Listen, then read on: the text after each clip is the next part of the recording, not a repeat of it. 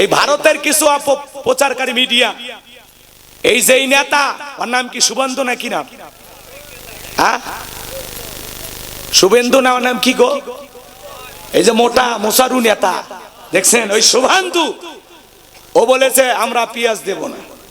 তাহলে খা, তোর পেঁয়াজ তোরাই খা ভাই, আমরা খাবো না। আমরা পেঁয়াজ দেব না, আলু দেব না, কাঁচামরিচ দেব না। এখন ভারতের কৃষকেরা পেঁয়াজ, আদা, মরিচ এগুলো নিয়ে আন্দোলন করতেছে, কথা কোন ঠিক কিনা? এবং এই শুভেন্দু নামের সেই বিজেপির নেতার বাড়ির ঘেরাও করে রাখছে, এবং প্রকাশ্যে এই নেতা গত একদিন আগে জুতার বাড়ি খাইছে। এই শুভেন্দুকে মানুষ জুতে দিয়ে পিটাইছে যে এই কথা কেন বললি, বাংলাদেশের ভিসা বন্ধ করে দিলি, আবার বাংলাদেশের সাথে আমাদের বাণিজ্যিক যে চুক্তি সেটা তুই, তোর কারণে আপাতত বন্ধ, আমদানি রপ্তানি বন্ধ তোর কারণে। এই জন্য ওই নেতার বাড়ি ঘেরাও করছে। আবার একটা ওই যে মুখুর নাকি, ওর নাম কি, ময়ূরঞ্জন নামের নাম কি গো, ময়ূখ রঞ্জন, আহা কি সুন্দর নাম, শেষে কাফির উচ্চারণ হবে নাকি গো, ময়ূখ রঞ্জন। এই বেচারা যে রিপাবলিক বাংলায় যে পোষান পোষাইছে, বাংলাদেশ কেনে কয় চট্টগ্রাম আমার, ফেনী আমার, নোয়াখালী আমার, ওর মনে হয় বাপ দাদার পৈতৃক সম্পত্তি, কথা বলে ঠিক কিনা? একটা ঘরোয়া পরিবেশে মন্দির নিজের ঘরে বানায়, ওটি গুলো মোমবাতির আগুন জ্বলতেছে, এই যে দেখেন মন্দিরগুলো কিভাবে জ্বালানো হচ্ছে, এত বড় বাজে এরা, কথা কোন ঠিক কিনা? মলম বিক্রেতা, জি আমরা বাংলাদেশের মানুষ ওর নাম দিছি কি মলম বিক্রেতা। এই সাংবাদিকের বাড়িও ঘেরাও করে রাখছে, ও ভয়ে বাড়ি থেকে বের হচ্ছে না। সরকারের পতন হয়ে গেছে, এই যে কিছুক্ষণ পরে এমন ভাবে সেই সাবেক প্রধানমন্ত্রী আবারও বাংলাদেশে যাবে, আপনারা দেখেন এই তো বিমানে চড়ছে আবার যাচ্ছে, কি নাটকটা করে এরা। ভারত আমাদেরকে তামাশা মনে করে, ওরা আমাদেরকে নিয়ে গেম খেলতে গিয়ে এখন ওরা এমন সিপিআই পড়ছে, সব শেষ। এই জন্য ছোট দেশ দেখে অবহেলা করতে নাই, তোমাদের আয়তন বড় হতে পারে, কিন্তু মনে রাখবা বাংলাদেশের মুসলমানের সাথে আছে আমাদের আল্লাহ। আমাদেরকে যারা পরাজিত করতে চাইবে বিশ্বের দরবারে তারাই পরাজিত হবে, কথা বলে ঠিক না? ভারত ভুলে যাবেন না, এদেশের মুসলমানেরা তাহাজ্জুদে চোখের পানি ফেলে আল্লাহর কাছে কাঁদে, সেই দেশের দিকে যদি তাকাও তোমাদের চোখ উপড়ে ফেলা হবে। বাংলাদেশকে ভাঙতে আসলে একদিন তোমরা টুকরো টুকরো হয়ে যাবা, পৃথিবীর মানচিত্র থেকে ভারত একদিন মুছে যাবে, কথা বলে ঠিক না? বাংলাদেশের দিকে নজর দেয়। যিনি আপনাদের প্রধানমন্ত্রী ছিল উনি আপনাদের কর্মচারী ছিল, আমরা বুঝতে পারছি, কথা কর, উনি দেশের প্রধানমন্ত্রী ছিল না, ছিল ভারতের একজন কর্মচারী। ভারত যেই দিকে বলছে ডান ডান, বাম বাম, আসো আসো, ওঠো ওঠো, বসো বসো, এইভাবে চলছে রে ভাই। কি ঠিক ঠিক মানে এত আসতে গে দুইজনে ঠিক? তাহলে বলেন বিচার হওয়া দরকার আছে না নাই? তাহলে যারা বাংলাদেশের বিরুদ্ধে কথা বলে এখন তারা জুতার বাড়ি খায়, ওদের বাড়ি ঘেরাও করে রাখছে, কথা বলেন ঠিক কিনা? ওদের আরো লাঞ্ছনা গঞ্চনা অপেক্ষা করতেছে, কথা কন ঠিক কিনা? ওরা সাদাটা না খাইয়া অন্যটা খাইতো, ওদের বোঝেন নাই, বোঝেন না? এই জন্য ওদের মাথার বুদ্ধি আর কি কি নেবে, কোনটা খাওয়া লাগে কোনটা ফেলে দেওয়া লাগে এটাই বুঝিনি। ওরা বলে মানুষ, বুঝতে পারছেন তো নাকি? রাগ করতেছেন আপনারা? তাম পৃথিবীর দিকে তাকায় দেখেন, তাম পৃথিবীর জালেম বেঈমানরা ঐক্যবদ্ধ ইসলাম আর মুসলমানকে দুনিয়ার জমিন থেকে বিদায় করে দেওয়ার জন্য, কথা বলে ঠিকই না? আমার ভাইয়েরা, যুগে যুগে নমরুদ ফিরাউন চেষ্টা করেছিল, এখন যারা চেষ্টা করতেছে ওরাও পারবে না, কারণ মুসলমানের সাথে আছেন তিনি কে? তিনি কে? এজন্য তাম পৃথিবীর জালেমেরা ঐক্যবদ্ধ হয়েছে ইসলাম আর মুসলমানকে মুছে ফেলে দেওয়ার জন্য, কিন্তু ওরা মুছতে পারবে না, কারণ মুসলমানের সাথে আছেন আল্লাহ। মনে রাখবেন, যারা মুসলমানের রক্ত দিয়ে হাত রাঙাইছে, নমরুদ ফিরাউনের জায়গা যেমন হয় নাই, আজকে যারা মুসলমানের রক্ত নিয়ে খেলা করতেছে ওই জালেমদের পরিণতি নমরুদ ফিরাউনের চাইতে ভয়ঙ্কর হবে। আজকে যারা ফিলিস্তিনি জমিনে মুসলমানের রক্ত নিয়ে খেলা করতেছে, ওই নেতানিয়াহুর পরিণতি ফিরাউনের চাইতে ভয়ঙ্কর হবে। কাশ্মীরে যারা মুসলমান হত্যা করে, চীনের উইঘুরে যারা মুসলমান হত্যা করে, ভারতে আজও গরুর গোশত খাওয়ার অপরাধে মুসলমানকে হত্যা করা হয়। কথা বলে ঠিক কিনা? কিন্তু মনে রাখবেন, যারা মুসলমানের রক্ত দিয়ে হাত রাঙাইছে ওদের জীবনের পরিণতি ভালো হবে না। আপনারা দেখলেন না নিজের দেশের দিকে? কথা কন নাকি আপনারা? যাদের হাতে মুসলমানের রক্ত লেগেছিল, আলেমদের রক্ত লেগে গেছিল, সোনার মানুষদেরকে ফাঁসির দড়িতে ঝুলিয়ে মেরে হত্যা করেছিল, যারা মাদ্রাসার এতিম বাচ্চাদেরকে হত্যা করেছিল, চিরস্থায়ী ভাবে ক্ষমতায় টিকে থাকার চিন্তা ভাবনা করেছিল, আল্লাহ রাব্বুল আলামিন এমন ভাবে ধরলেন পালাইতে বাধ্য হয়েছে। কথা বলে ঠিক কিনা? আমরা চাইছিলাম ম্যাডাম পদত্যাগ করেন, আমরা চাইছিলাম খালি পদত্যাগ, ম্যাডাম পদত্যাগ করেন। আল্লাহ বলে কিসের পদত্যাগ? আমি আল্লাহ অবস্থায় এমন এমন করব, দেশ ত্যাগ করতে বাধ্য করব। কথা বলে ঠিক কিনা? ইন্না বাতাসা রাব্বিকা লাশাদীদ, আল্লাহর পাকড়াও বড় কঠিন। আল্লাহ ধরে ধরে না, যেদিন ধরবে মামু বাড়ি দিল্লি গিয়ে পড়বে। এই পড়ে নাই? ঈশ্বর চাচাকে বলা হয় সৈরা সারা। ঈশ্বর চাচা ক্ষমতার থেকে পদত্যাগ করে জেলে গেছে, দেশ ছাড়েনি। বাপের বেটা দেশ নেত্রী বেগম খালেদা জিয়া জেল খাটছে, অসুস্থ হয়ে দেশে পড়ে আছে, এখনো দেশ ছাড়েনি। বাপের বেটি। আর আপনারা বড় বড় কথা বলতেন পালাবো না, হারাবো না, তো গেলেনই তো। কথা বলেন, কথা বলেন। আগামীতে সিদ্ধান্ত নেওয়া লাগবে, আর যাই হোক কোন নারীকে আমরা এই দেশের প্রধানমন্ত্রী বানাবো না।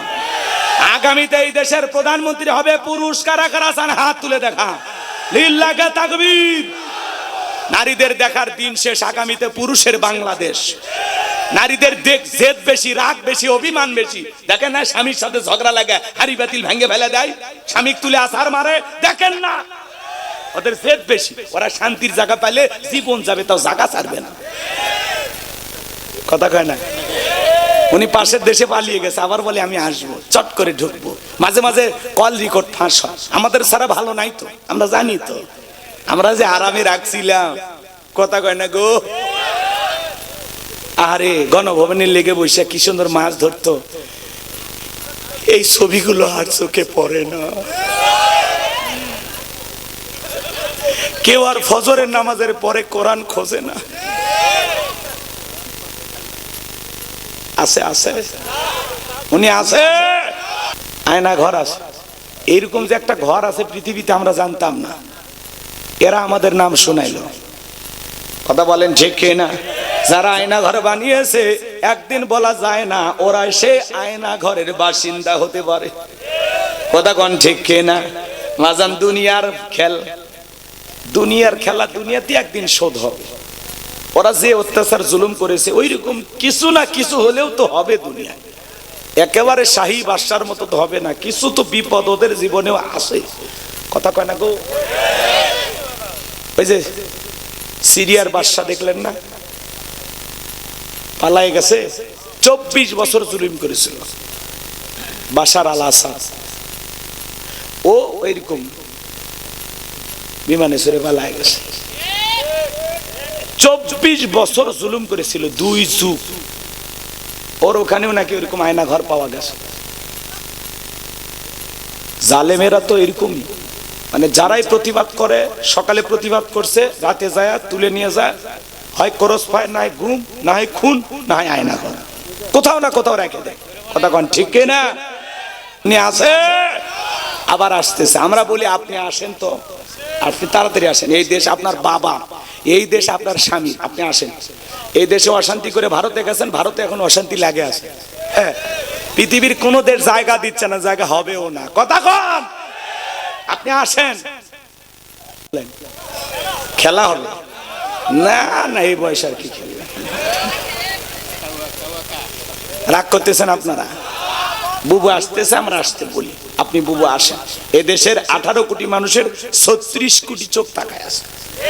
বুবু আইবা, তুমি আইবা গো, সেই দিন আইসা বুবু ক্ষমতা পাইবা না। এ যুবক বলবো, ভয় নাই তো? কি বগুড়ার মানুষ ভয় আছে? চলবে।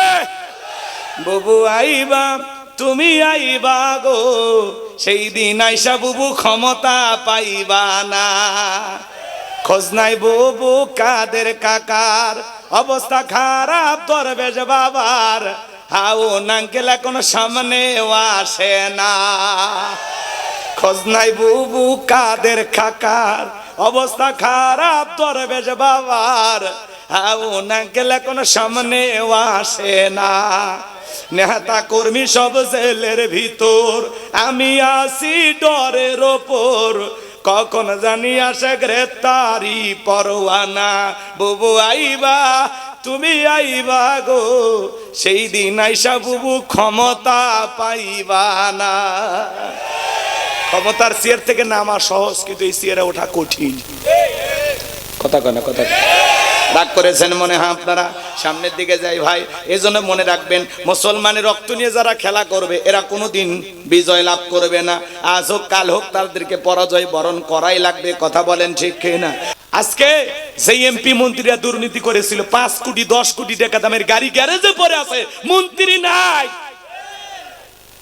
একটা সরকারের এইভাবে পতন হয়, একেবারে প্রধানমন্ত্রীর থেকে শুরু করে এমপি মন্ত্রী, আমলা কামলা মামলা হামলা যা ছিল রে ভাই, গায়ক নায়ক শিক্ষক কর্মচারী আর পিয়ন থেকে শুরু করে কেউ বাদ নাই, সব পালাস। মসজিদের খতিব পর্যন্ত পালাস।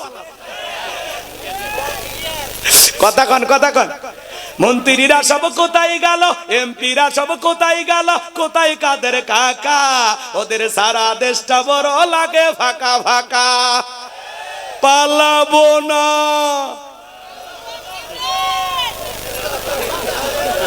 বলবো চলবে চলবে, পালাবো না, পালাবো না, পালাবো না, যাই না তাদের দেখা, ওদের সারা দেশটা বড় লাগে ফাঁকা ফাঁকা। আইন মন্ত্রী আটকে গেল আইনেরই ফাঁকে, দাড়ি সারা দরবেশটারে ভণ্ড ভণ্ড লাগে। শুনেছি ভাই কত নেতা নেত্রী খাইতেছে ভাই ডান্ডা, বিচারপতি কালামানিকের ভাটিয়েছে নাকি আন্ডা। এটা আমার খবর না, মিডিয়ার খবর। এই বিচারপতি শামসুদ্দিন মানিক আল্লামা সাইদি হুজুরকে মৃত্যুদণ্ডের রায় দিয়েছিল। আমরা বলতে চাই, এই সোনার মানুষটাকে যে মৃত্যুদণ্ডের রায় দিয়েছিল, ওই একই ট্রাইব্যুনালে বিচারপতি মানিককেও মৃত্যুদণ্ডের রায় দিতে হবে। এই বিচারপতি শামসুদ্দিন মানিক বিচারকের নামে ছিল বিগত সরকারের পা চাটা গোলাম। টকশোতে এসে আমার বোনকে অপমান করে বলেছিল রাজাকারের বাচ্চা, ছাত্র আন্দোলনের সমস্ত ছেলেদেরকে বলেছিল রাজাকারের বাচ্চা। এই বিচারপতি মানিক 116 জন আলিমের তালিকা করে দুদকের কাছে জমা দিয়েছিল। সিরিয়ালে আমার নাম্বার ছিল 23, রোল আমার কত? আপনারা চিনতেছেন না, ওরা ঠিকই চিনছে। ওরা আমার দুইটা ওয়াজ ভুল ধরছে। একটা আমি বৈশাখ নিয়ে আলোচনা করেছি, আর একটা হলো ধর্ম যার যার উৎসব সবার, এই স্লোগান দেওয়া যাবে না। এটা কুবুরি স্লোগান, ইমান ধ্বংস করার স্লোগান। আমি এটা বলে খুব প্রতিবাদ করেছিলাম। ওই সময়ে আমার এই আলোচনাটা ভাইরাল হয়ে যায়, ওদের নজরে পড়ে। আমি দুর্গা পূজা নিয়ে আলোচনা করেছিলাম যে দুর্গা পূজায় কোনো মুসলমান যেতে পারে না। এটা অমুসলিমদের উৎসব, আমাদের উৎসব না। কথা কয় না গো? আমাদের জুমার নামাজে ওনারা আসে, লাইলাতুল বরাতে আসে, লাইলাতুল কদরে, ঈদের নামাজে জানা যায়। আপনি যান কেন?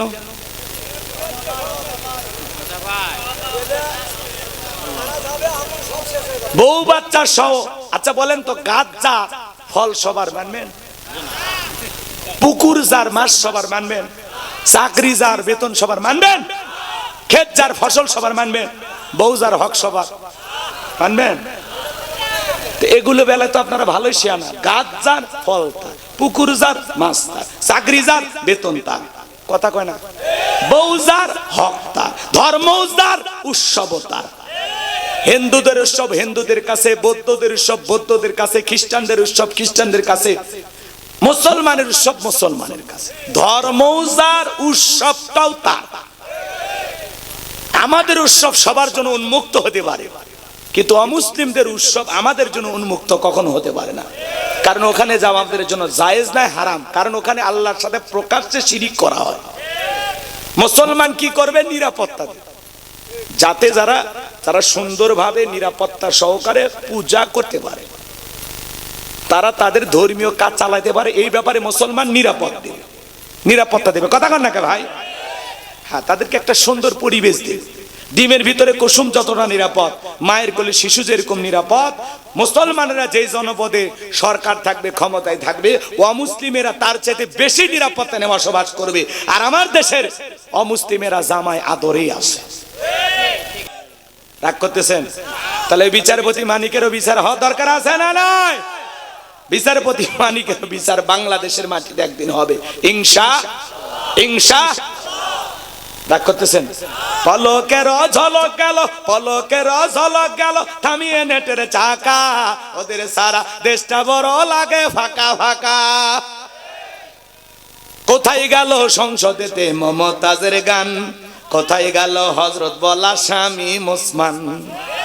70 রাকাত তাহাজ্জুদ পড়তো, বিরাট বড় আল্লাহর ওলি দাবি করতো, 41 সাল পর্যন্ত টিকে থাকবে এই আশাই ছিল। কিন্তু 24 সালের 5 আগস্টে কি হবে আল্লাহর ওলিরা, রাবিয়া বসরিরা জানতো না। কথা কন। আল্লাহ যখন ধরবে, কিসের সাল বেটা, সেকেন্ড গণনা করতে পারবি না। কথা কন। বড় বড় কথা বলতো, মাইক পেলে বলতো খেলা হবে, খেলা হবে। পুরো বাংলাদেশের মাঠ পড়ে আছে, কিন্তু ওই পাক্কা খেলোয়াড় না। এরা তো পাক্কা খেলোয়াড় না, এরা পাক্কা দুর্নীতিবাজ, যারা দেশটাকে চুষে খেয়েছে, একেবারে দেশের অস্তিত্ব রাখেনি। এরা মানুষ, একটা দেশের যে এইভাবে দুর্নীতি মানুষ করতে পারে এটা বিশ্বাস হয়। ওরা নিজেদের পকেট ভারী করার জন্য এই দেশে এসেছিল। কথা কন। আজকে আমাদেরকে এইভাবে বিপদে ফেলে ওরা পালিয়ে গেছে। আর যাই হোক, ওদের মায়া যেন আমাদের কলিজায় না থাকে। অনেকে এখনো মহব্বত দেখায়, যার বেশি মহব্বত 10 দিন আয়না ঘরে থেকে আসেন, সব ঠিক হয়ে যাবে। কথা কন ঠিক কিনা? আমার ভাইয়েরা, আমি কি কথা বলবো? সম্মানিত ভাইয়েরা আমার, নবীর প্রিয় সাহাবী হযরত আনাস রাদিয়াল্লাহু তাআলা বলেন, আমি তাকায়া দেখি নবীজি কাবার হাতিমে হেলান দিয়ে বসা। তাকায়া দেখি নবীজির মনটা ভীষণ খারাপ, মুখটা মলিন, চোখের কোণা দিয়ে অশ্রু ঝরতেছে। হযরত আনাস ডেকে বলেন, কিছুটা সময় অতিবাহিত হয়ে যাওয়ার পরে আমি তাকায়া দেখি আমার নবীজি মুস্কি মুস্কি হাসতেছেন। বলুন সুবহানাল্লাহ। হযরতে আনাস ডেকে বলেন, নবী গো, এই মাত্র দেখলাম চোখের কোনায় পানি, এই মাত্র দেখলাম মনটা বড় খারাপ, আবার কেন মুস্কি হাসি দেন? আমার নবী কেন কাঁদেন, কেন হাসেন? এর পেছনেও রহস্য আছে না নাই? নবীজির মনটা কেন খারাপ? কারণ হলো নবীজির কলিজার টুকরা ছেলে সন্তানগুলো জন্ম নেয়, আর একে একে ছেলে সন্তানগুলো মারা যায়। আবুল কাসেম মারা যায়, আবু তাহের মারা যায়, ইব্রাহিম মারা যায়। বাবা হিসাবে নবীর মনেও কষ্ট লাগে কি না? ছেলেগুলো জন্ম নেয় আর একে একে মারা যায়, একটা ছেলেও জীবিত থাকলো না। আমার ভাইয়েরা, নবীজির কাছের চাচা নাম হলো আবুল আহাব ডেকে বলে, ভাতিজা, তোমার বংশে বাতি জ্বালানো কেউ থাকলো না, তুমি একটা লেজ কাটা, তুমি একটা নির্বংশ। জোরে কন্যা উজুবিল্লাহ। একে তো সন্তান হারাইছেন, আবার আপন মানুষদের সমালোচনা। নবীর মনের কষ্ট কমে না? বারে আল্লাহ না করুক, আপনার আমার সন্তান যদি মারা যায়, কাছের আত্মীয় স্বজনদের উচিত বিপদের দিনে সান্ত্বনা দাও। বাবা, তুমি সবর করো, ধৈর্য ধারণ করো, আল্লাহ সন্তান দিয়েছে, আল্লাহ নিয়েছে, মন খারাপ করো না, জীবন মৃত্যুর মালিক আল্লাহ। আল্লাহ যদি চাই বছর না ঘুরতে আবারও তোমাদের ঘর আলোকিত করে সন্তান দিতে পারেন, তিনি কে? কিন্তু নবীর চাচা আবুল আহাব সান্ত্বনা দেওয়া দূরের কথা, উল্টো সমালোচনা করে বলে, ভাতিজা, তুমি একটা লেজ কাটা, তুমি একটা নির্বংশ, তুমি একটা হাত খুঁড়ে। জোরে কন্যা উজুবিল্লাহ। যদিও রাসূলের 4 কন্যা সন্তান জীবিত ছিল, কিন্তু ছেলেগুলো জন্ম নেয় আর একে একে মারা যায়।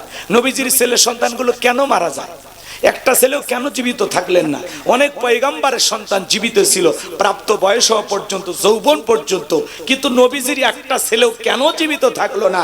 এর পিছনেও কারণ আছে না নাই? নবীজির ছেলে সন্তানগুলো শিশুকালে বিদায় নেওয়ার পিছনে কারণ আছে 3টি। জোরে বলেন কয়টি?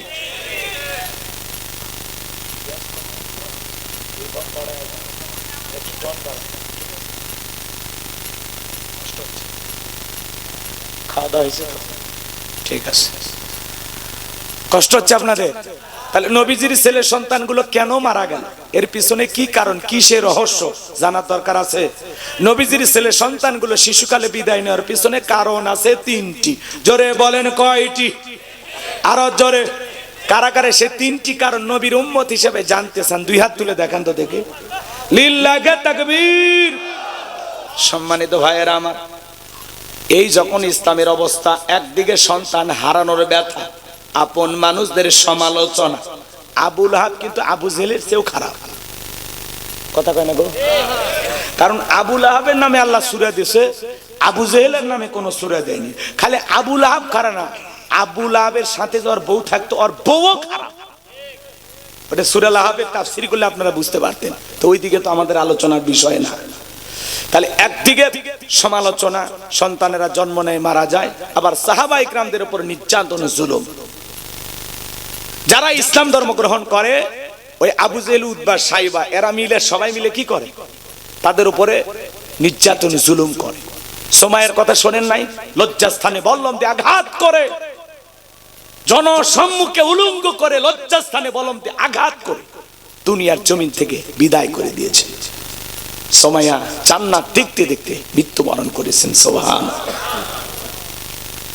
এগুলো তো আমাদের সোনালী ইতিহাস। এখান থেকে আমরা শক্তি পাই, এখান থেকে আমরা সাহস পাই। এগুলো আমাদেরকে প্রেরণা যোগায়, উৎসাহ দেয় সামনে এগিয়ে যাওয়ার। কথা বলেন ঠিক কিনা? আমার ভাইয়েরা, নবীজির যখন মন খারাপ, নবীকে সান্ত্বনা দেওয়ার দায়িত্ব কার? আমার আল্লাহ ডেকে বলে, জিবরাইল, আমার বন্ধুর মা নাই, বাবা নাই, গর্ভে থাকা অবস্থায় আমার বন্ধু বাবারে হারাইছে, 6 বছর বয়সে মারে হারাইছে, আমি ছাড়া আমার বন্ধুর কেউ নাই রে জিবরাইল। এ জিবরাইল, আমার বন্ধুর মনটা হয়েছে ভারী, আমি আল্লাহ সইতে নাকি পারি, লাহু মাহফুজ থেকে সূরা কাউসার নিয়ে যায় আমার বন্ধুর উপরে নাজিল কর তাড়াতাড়ি। আল্লাহু আকবার। আমার নবী ডেকে বলেন, ও আনাস, তোমরা জানো আমার মনটা কেন খারাপ, আমার কষ্ট পাওয়ার কারণ কি? কিন্তু আমার মুস্কি হাসি দেওয়ার কারণ হলো, এই মাত্র আসমান থেকে জিবরাইল এসে আমার উপরে সূরা কাউসার নাজিল করলো। বলুন সুবহানাল্লাহ। নবীজি যখন হাসতে হাসতে সাহাবায়ে কিরামদের সামনে তেলাওয়াত করে শুনিয়ে দিলেন, জবান ছেড়ে সবাই আমার সাথে পড়ুন, ইন্না আ'তাইনাকাল কাউসার ফাসাল্লি লিরাব্বিকা ওয়ানহার ইন্না শানিয়াকা হুয়াল আবতার। আল্লাহু আকবার। কোরআন শুনতে খারাপ লাগে? হ্যাঁ, ছোটবেলায় বাবার হাত ধরে মসজিদে গেছিলেন, ইমাম সাহেবের কণ্ঠে সূরা ফাতিহা শুনেছিলেন। আজকে আপনার 50-60 বছর বয়স হয়ে গেছে, 5 ওয়াক্ত সালাত যারা আদায় করে, কমপক্ষে 40 বার সূরা ফাতিহা দৈনিক পাঠ করতে হয়। কোন মানুষ কি বিরক্ত হয়ে বলেছে সূরা ফাতিহা পড়তে ভালো লাগে না? কোন ইমাম কি বলছে, ভাই 25 বছর ইমামতি করেছি, সূরা ফাতিহা দিয়ে শুরু করেছি, আজ থেকে মাগরিবে সূরা ইখলাস দিয়ে পড়বো। হুজুর যদি শুরুতেই বলে কুল হুয়াল্লাহু আহাদ, আপনারা পিছন থেকে কি বলবেন? আল্লাহু আকবার। হুজুর আগে সূরা ফাতিহা পড়েন, এরপরে অন্য সূরা ধরেন। যেই হুজুর সূরা ফাতিহা ছাড়া নামাজ পড়াইতে চায়, বিনা বেতনে চাকরি করলেও তার পিছনে নামাজ পড়বো না, কারণ সূরা ফাতিহা ছাড়া নামাজ হবে? রাগ করছেন? কোরআনের ভিতরে আল্লাহ তাআলা একটা আলাদা আকর্ষণ দিয়েছেন। কোরআন হলো উম্মতে মুহাম্মাদের জন্য জীবন্ত মুজিজা। সুবহানাল্লাহ। এই কোরআনের ভিতরে আল্লাহ এমন একটা মধু দিয়েছে, কিয়ামত পর্যন্ত এই কোরআন মুসলমানের কাছে কখনো বিরক্ত লাগবে না। কোরআন জোরে পড়লে মজা লাগে, টিনে পড়লে মজা লাগে, মাঝামাঝি সুরে পড়লে মজা লাগে। যার কণ্ঠ যেমন, কোরআন শুনতে তার কণ্ঠ দিয়া তত বেশি মধুর লাগে। মিশরের আব্দুল বাসিত খান, আহারে কারি আব্দুল বাসিত ছিল না? কি কণ্ঠ, কি তিলাওয়াত! কান ধরে যখন ঝুঁকে ঝুঁকে একটু টান দিতেন, মনে হয় কোরআন নাজিল হচ্ছে। সুবহানাল্লাহ। এই যে এখন আমাদের বিশ্ব চ্যাম্পিয়ন হাফিজের যারা বের হচ্ছে, তাদের কণ্ঠ, সালে আহমেদ তাকরিম, কি কণ্ঠ, দিলটা ভরে যায়। সুবহানাল্লাহ, সুবহানাল্লাহ। কোরআন পড়তে হবে মনোযোগ দিয়ে। এই সূরাটা যদি টানিয়ে পড়া হয়, মজা আছে না? এক একটা, এদিক খেয়াল করেন, এক একটা আমাদের বাংলাদেশে যে বিভিন্ন বক্তা আলেমদের ওয়াজ শুনে, দেখবেন কিছু কিছু বক্তার তিলাওয়াত এত সুন্দর, দিলটা ভরে যায়। কথা কোন ঠিক কিনা? তো কণ্ঠ যার যেমন, তিলাওয়াতটা শুনতে তত বেশি মধুর লাগে। যাকে যেরকম সুর আল্লাহ তাআলা দিয়েছেন। কথা বলে ঠিক কিনা? একটু টেনে টেনে যদি পড়া হয় মজা আছে না নাই? ইন্না আ'তাইনাকাল কাউসার ফাসাল্লি লিরাব্বিকা ওয়ানহার ইন্না শানিয়াকা হুয়াল আবতার। মজা আছে না?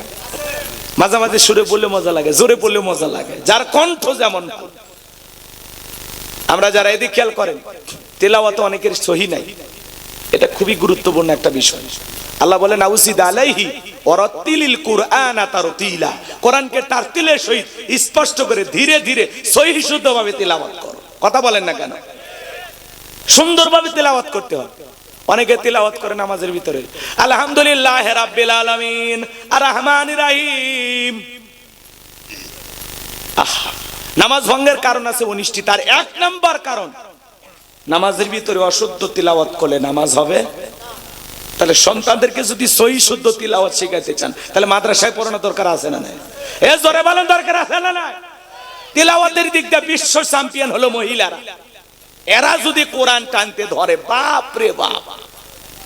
আলিফ লাম মিম যালিকাল কিতাবু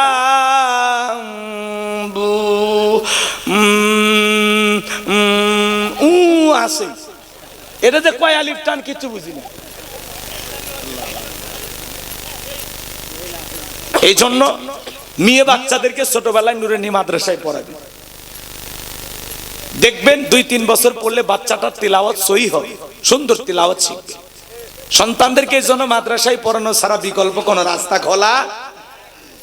3-4 বছর অন্তত মিনিমাম 3-4 বছর মাদ্রাসায় পড়ান, এরপরে ডাক্তার ইঞ্জিনিয়ার যা খুশি বানান, সমস্যা নাই। ছোটবেলায় যদি কোরআনের হাফেজটা বানাইতে পারেন আলহামদুলিল্লাহ। ডাক্তার কিন্তু হাফেজ, সে আদর্শ ডাক্তার হবে। কথা কন? হাফেজ ইঞ্জিনিয়ার, আদর্শ ইঞ্জিনিয়ার হবে। হাফেজ নেতা, আদর্শ নেতা হবে। গুমসুর ডালসুর হবে না। কথা কন? বিকাশের টাকা চোর হবে না।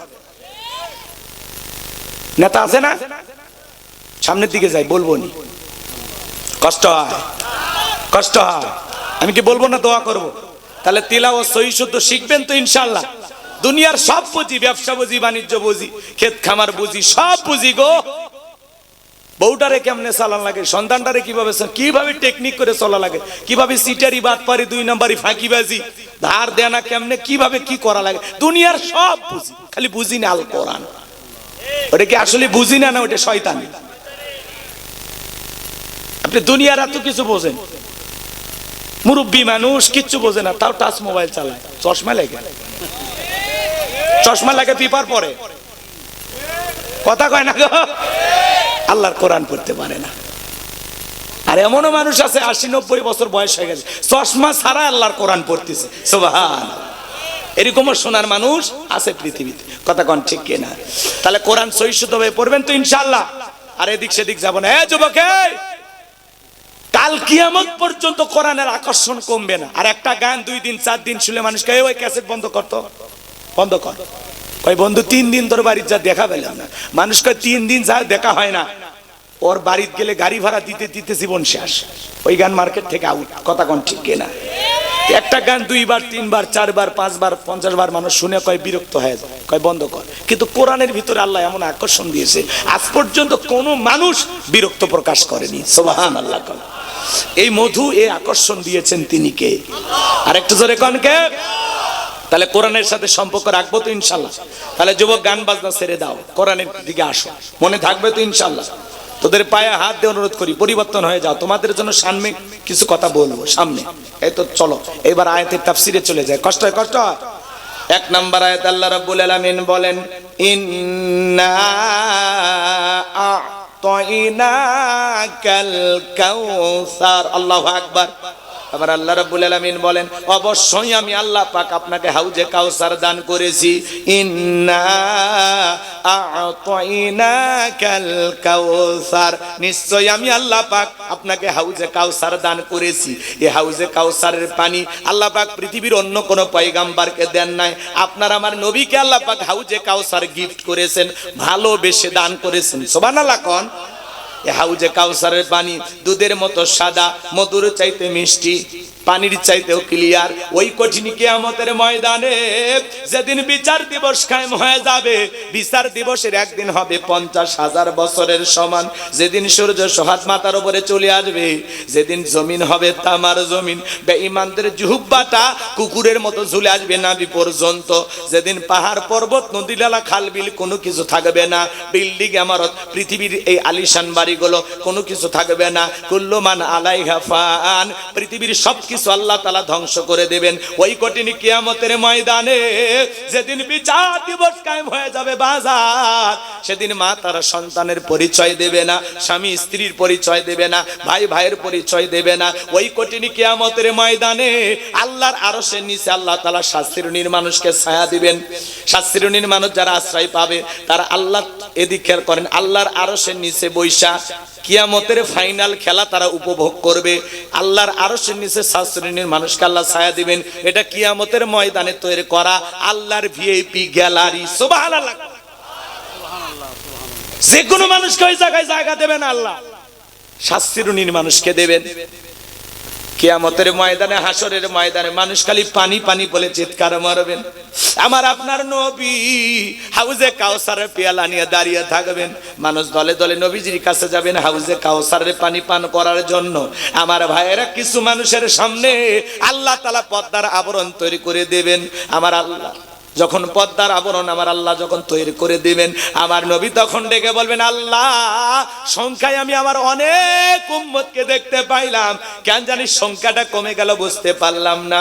আমার নবী তখন, আমার আল্লাহ তখন ডেকে বলবেন, বন্ধু পাইকারি দরে আপনি তো সবাইকে হাউজে কাউসারের পানি পান করাইতে পারবেন না।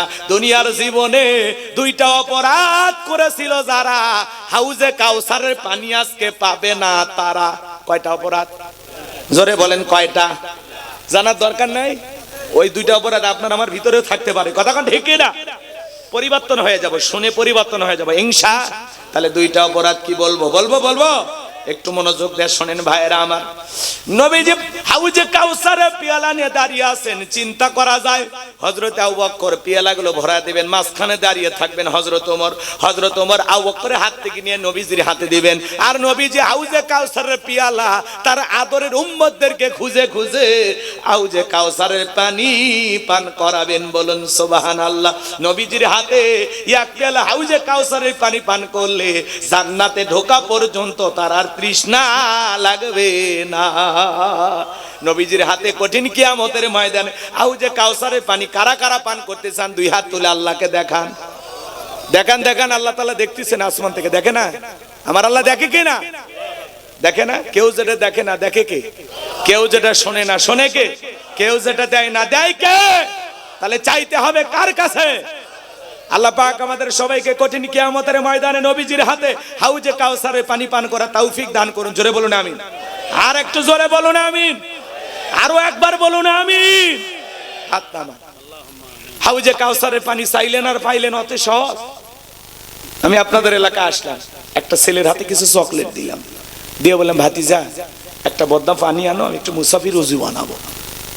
ওই ছেলেটা চকলেট পায়া বদনা নিয়ে মারছে দৌড়, মাঝখানে আছাড় খেয়ে পুড়ে গেছে। মানুষ বেশি খুশি হলে তাল ঠিক থাকে না, কথা কয় না গো? তা করেন ওই পড়ে যা হাঁটু ছিলে গেছে, রক্ত বের হয়েছে, ব্যথাও পাইছে, কিন্তু চকলেট থাকার কারণে উঠে দাঁড়াইয়া বদনা ভরিয়া পানি নিয়ে আমার সামনে আছে। আমি তখন বললাম, বাবা এই পানিটা আনতে গিয়ে তোমার কষ্ট হয়েছে, মাঝপথে আছাড় খাইছো, ব্যথা পাইছো, রক্ত বের হয়েছে, হাঁটু ছিলছে মনে হয়। তখন ওই চকলেটের খুশির কারণে বলতেছে, এরকম কত আমি পড়ে যাই, আমার কিছুই হয় না। এই খুশিটা কিসের কারণে? চকলেটের কথা কোন ঠিক কিনা? কঠিন কিয়ামতের ময়দানে নবীজির হাতে এক পেলা হাউজে কাউসারের পানি যদি আপনার আমার তকদিরে, ভাগ্যে, কিসমতে, নসিবে আল্লাহ রাখেন, আর যদি জুটে যায় পান করার যদি ভাগ্য হয়, আর আল্লাহর আরশের নিচে 7 শ্রেণীর মধ্যে যে কোনো এক শ্রেণীতে, যে কোনো এক ক্যাটাগরিতে আল্লাহ যদি অংশগ্রহণ করার সুযোগ করে দেয়, তাহলে আল্লাহর আরশের নিচে ছায়া আর নবীজির হাতে হাউজে কাউসারের পানি, কিয়ামতের কঠিন দিন আপনার কাছে কঠিন মনে হবে না, আল্লাহ সহজ করে দেবেন। একটু জোরে কর না সুবহানাল্লাহ। আর নবীজির হাতে হাউজে কাউসারের পানি পান করলে জান্নাতে ঢোকা পর্যন্ত আর তৃষ্ণাই লাগবে না। সুবহানাল্লাহ। তাহলে সে হাউজে কাউসারের পানি চাইলেন আর পাইলেন, কষ্ট করা লাগবে না? ঠান্ডা পানিতে উজু বানায় নামাজ পড়া লাগবে। কথা কোন ঠিক কিনা? কি সেই কাজগুলো আমি কি বলবো? হঠাৎ করে কেউ একটু নামাজ ধরছে, পুরাতন মুসল্লি যারা নিয়মিত নামাজ পড়ে, এই নতুন মুসল্লি থেকে ওরা টিটকেরি মারে, ঠাট্টা বিদ্রুপ করে। সূর্য আজ কোন দিকে উঠছে বারে? উত্তর পাড়ার বাদশা নুরু, এরা দেখি মসজিদে। কথা কয় না? দেখি তো তোর নামাজ, 2 দিন পরে আবার হারিয়ে যাবি না তো? আচ্ছা মুরব্বী, এই কথাগুলো বলা কি ঠিক? এগুলো বলা কি ঠিক না? যারা পুরাতন মুসল্লি আছেন শুনে যান, আপনি তো দাওয়াত দিয়ে 5 জনকে মসজিদে আনতে পারেন না। তাহলে একটা লোক হঠাৎ করে নামাজ ধরতেছে, পরিবর্তন হইতে চায়, আল্লাহ হেদায়েত দান করছে, আপনি পারলে তার জন্য দোয়া করেন যে ভাই তুমি মসজিদে আসছো দেখে দিলটা ভরে গেছে, বিশ্বাস করো আমি খুব খুশি হয়েছি। এই কথা বলে বুকে টানেন, আদর করেন, মোহাব্বত করেন, আর বলেন আল্লাহর কাছে যে ভাই আমি আল্লাহর কাছে তোমার জন্য দোয়া করি, মৃত্যু পর্যন্ত মসজিদে এসে জামাতের সহিত 5 ওয়াক্ত নামাজ আল্লাহ যেন তোমাকে পড়ার তৌফিক দান করেন। জোরে বলেন আমিন। আপনি দোয়া করবেন, তা না করে কি কয়, দেখি 2 দিন পর নামাজ ছেড়ে দিবি না তো, আমি খেয়াল রাখবো তোর প্রতি।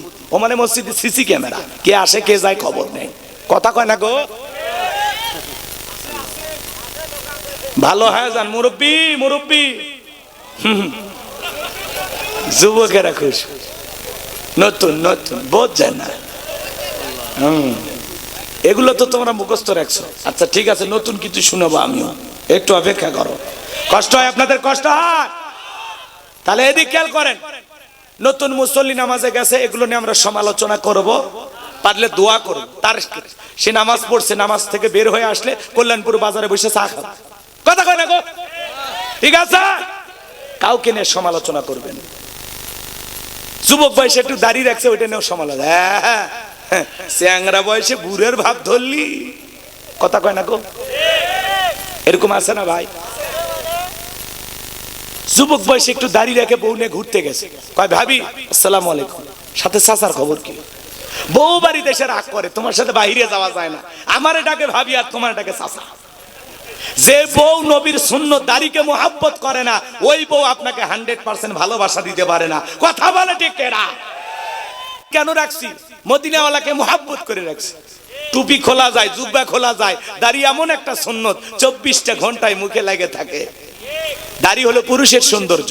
আমরা তো এই দাড়ির ভিতরে মদিনাওয়ালার প্রেম খুঁজি। কথা কয় না? খবরদার দাড়ি নিয়ে কোনো ঠাট্টা বিদ্রুপ করবেন না, মনে থাকবে তো ইনশাআল্লাহ। আমি একবার আমার বউক নিয়ে মার্কেটে গেছি, দোকানদার বলতেছে হুজুর আপনার মেয়ে কি নেবে নিতে বলে। আমি মেয়ে না রে, ওটা আমার ঘরের প্রধানমন্ত্রী, বেশি কথা বলিস না, বাড়িতে ভূমিকম্প হয়ে যাবে। কথা কোন ঠিক? মানে দাড়ি দেখে মনে করছে হুজুরের 8-10টা মেয়ে হচ্ছে, বিয়ে বাচ্চা দিয়ে দিয়েছে, এরকম একটা অবস্থা। রাগ করতেছেন আপনারা? এটাই আমার বড় ছেলে। রাগ করতেছেন, মন খারাপ করতেছেন আপনারা, কষ্ট নিয়েছেন ভাই। তাহলে এবার চলেন, হাউজে কাউসারের পানি পান করতে হলে কাজ করতে হবে 2টি। আল্লাহ যাদের হাত দিয়েছে 2টা আঙ্গুল তুলে বলেন তো, কাজ করতে হবে কয়টি? আরো জোরে, জোর হলো না, হাত নামান। হাউজে কাউসারের পানি যারা পেতে চান 2টা কাজ। আল্লাহ রাব্বুল আলামিন বলেন 2 নাম্বার আয়াত, ফাসাল্লিলি রাব্বিকা ওয়ানহার। বলেন বলেন, ফাসাল্লিলি রাব্বিকা ওয়ানহার। বলেন, ফাসাল্লিলি রাব্বিকা ওয়ানহার। 1 নাম্বার হলো রবের উদ্দেশ্যে সালাত আদায় করা লাগবে। ফাসাল্লিলি রাব্বিকা, রবের উদ্দেশ্যে সালাত। নামাজ হবে একমাত্র কার জন্য? আরেকটু জোরে বলেন, কার জন্য? قل إن صلاتي ونسكي ومحياي ومماتي لله رب العالمين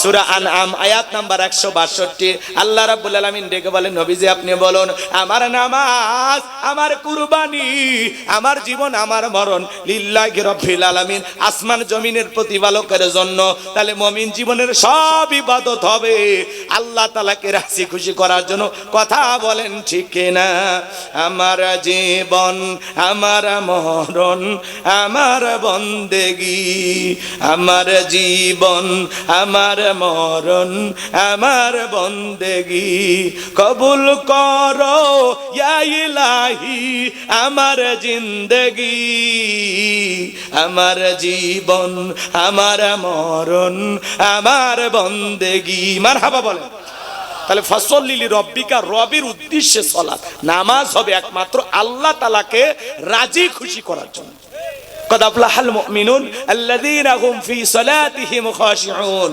অবশ্যই মুমিনেরা সফল যারা নিজেদের সালাত বিনয়ের সহিত নম্রতার সহিত আল্লাহর ভয় নিয়ে আদায় করে আপনি আমি যখন সালাত আদায় করব অন্তরে ভয় থাকতে হবে কা আরেকটু জোরে বলেন না কা নামাজ যদি নামাজের মতো হয় আল্লাহ বলেন ফালিয়াবুদু রাব্বাহাযাল বাইত আল্লাযী আত'আমাহুম মিন জু' ওয়া আমানাহুম মিন খাউফ আল্লাহু আকবার আর আস্তে কর আচ্ছা আল্লাহু আকবার করতে কি কষ্ট হচ্ছে দোয়া করলে ভালো হয় নাকি ওয়াজ কিন্তু অনেক বাকি আছে শেষের আয়াতে মহিলাদের ওয়াজ আছে বলবো তাহলে একটু কথা বলে